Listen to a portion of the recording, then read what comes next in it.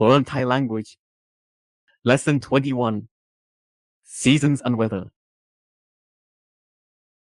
Seasons. ฤดูกาลฤดูกาล Seasons. ฤดูกาลฤดูกาล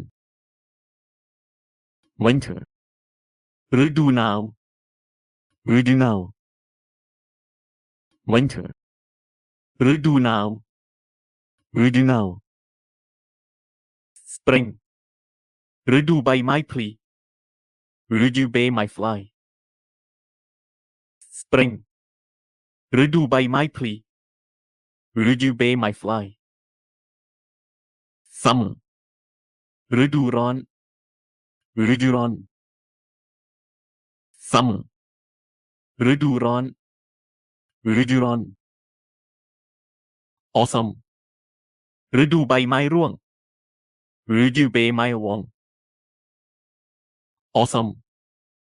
ฤดูใบไม้ร่วงฤดูใบไม้ร่วง Cloud. เมฆ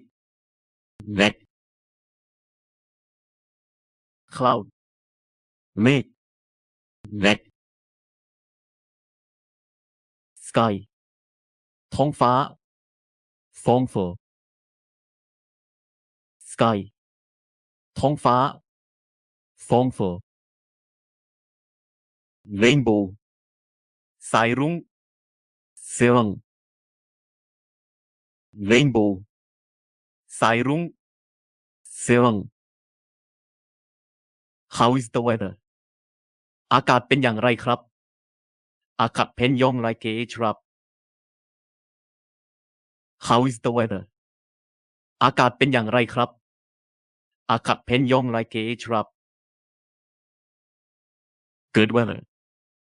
อากาศดีอากาศดี Good weather. อากาศดีอากาศดี What is the temperature? อุณหภูมิเท่าไหร่ครับ On half from fail ไรครับ What is the temperature? อุณหภูมิเท่าไหร่ครับ On half from fail ไรครับ It is 25 degrees.